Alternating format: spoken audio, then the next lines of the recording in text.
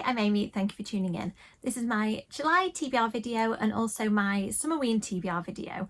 In case you're wondering, Summerween is a readathon organised by Gabby Reads, and it is a readathon with really fun Instagram prompts, so you can join in that way, and also it has prompts of the books that you can read for the duration of the readathon. I'll try and put a link in the description so you can get some more information about that from Gabby.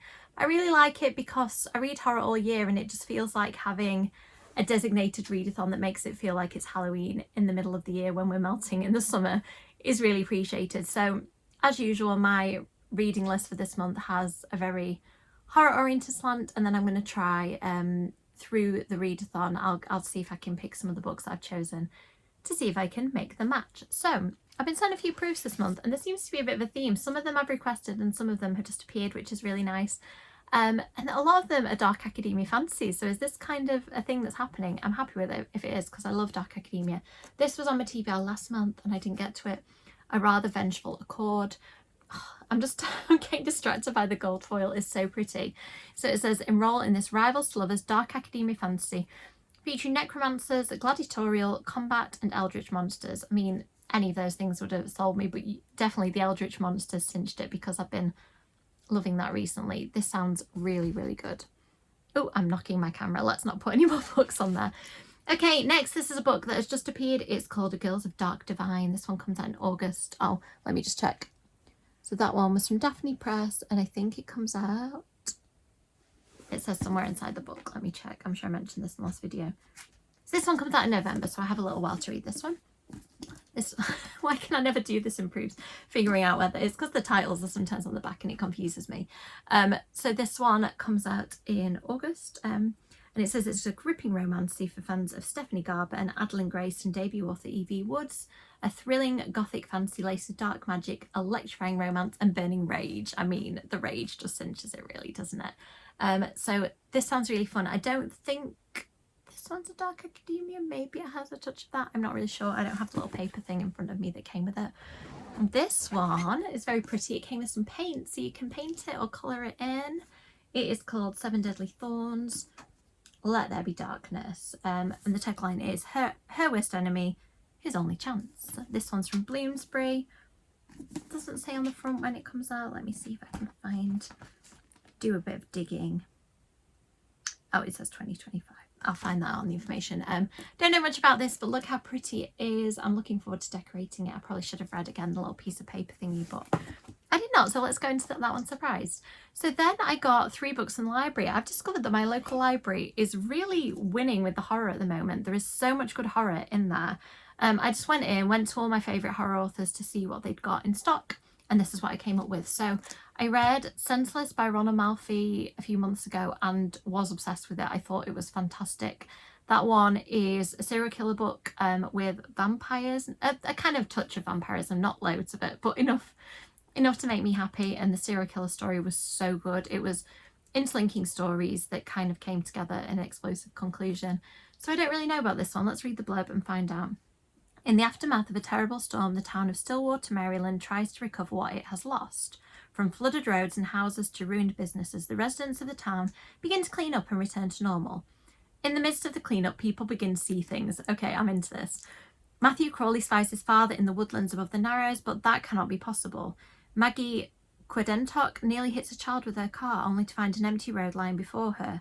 And in the middle of it all, Sergeant Ben Journal is thrust into an impossible investigation. Animals are being slaughtered. Oh, sorry about that. Content warning there. I'll not read that bit because it's a little bit graphic. Something is happening to the town of Stillwater. Something dark and ancient and evil has its grip on everyone. The saying goes, Stillwaters run deep, but no one in Stillwater is prepared for just how deep they run. And no one can possibly be ready for what they might find waiting for them in the dark. So content warning for animal cruelty from the sound of it. I'll let you know when I review it if there are any others. That sounds really good. I'm not sure about the animal part of it, but we'll see how I get on with that. Now, Mexican Gothic. I still have not read. Every time I bring up books that I'm reading lately, people seem to be recommending this book to me saying, have you read it yet? And I'm like, no. I do have it on my Kindle, but I love a physical copy. So I saw this one and thought, okay, I'm going to pick this up. Finally, this will be the month that I read Mexican Gothic. I've been reading quite a lot of haunted house books. I think that's what we're getting with this, but the Gothic thing has just sold it for me. Try not to knock off the camera. We have a Josh Malerman book. I read Incidents Around the House a couple of months ago and thought it was fantastic. I saw this. There were a couple of his books in the library, but I saw this and read the blurb. Let me just read it to you because it just absolutely made me want to read this. Horror has a new name, Daphne, and she's been dying to meet you. The Kit Lamb is the last summer before college, the last summer with her high school basketball team, the last summer before her life begins. The night before the big game, one of the team tells a ghost story about Daphne, a girl who went to their school and died under mysterious circumstances. Some say she was murdered, others that she died by her own hand, but some say that Daphne was or is a murderer herself, that she's still out there obsessed with revenge and will appear any time someone thinks about her to kill again. As her teammates vanish one by one, Kit begins to suspect that the stories about Daphne are real, and to find the truth behind the legend she must face her fears, or else the summer of a lifetime will become the last summer of her life. Oh, it sounds like such a good thriller. I just did like a little shiver of excitement there. I love a slasher in book form. We need more of them, and this, it's so good that I'm starting to discover them. Speaking of slashers, we have Killer on the Road. I pre-ordered this, and so it appeared, and I was like, oh good, a new Stephen Graham Jones book. He seems to write so many at the moment. I'm very happy that he's so prolific because I just think he's great. So, ooh, pretty. I don't know much about this one. So it says 16-year-old Harper has decided to run away from home after she has another blowout argument with her mother. Her two best friends, little sister and ex-boyfriend, stage an intervention, disguise a road trip to stop her from hitchhiking away up Route 80. What they don't realise is that Harper has been marked by a unique serial killer who's been trolling the highway for the past 3 years. Now the killer is after all of them, and they're thrust into an explosive, pulse-pounding and terrifying race for survival down the interstate. As the body count rises, Harper will break all the limits to bring the killer down. That sounds so good. I love a Killer on the Road book. There was Quentin Tarantino one as part of Grindhouse, I think. Is what this kind of reminds me of that vibe. So I'm excited to read that one. This one, oh, it's a chunky book. It's a new V. Schwab book. Look how chunky. It's V. Schwab's take on vampires, so I'm really excited about that. I don't know much else about it. I read a really nice quote, which actually happens to be on the back, so let me read it to you. 3 young women, their bodies planted in the same soil, their stories tangling like roots. One grows high and one grows deep, and one grows wild, and all of them grow teeth. Yes, that sounds so good. I don't know much else about it. Let's keep it that way. That's a pretty big stack of books for somebody who's been reading 2 to 4 books per month this year, but it's Summerween and I don't have loads of work to do, although it is the start of the summer holidays during July, so maybe there won't be loads of reading done.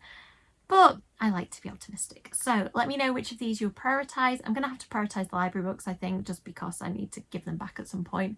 But I'm really going to try and read as many of these as I can this month. So let me know in the comments what appeals to you. Thank you so much for watching. As always, likes and subscribes are really appreciated, and I'll see you in the next video. Bye!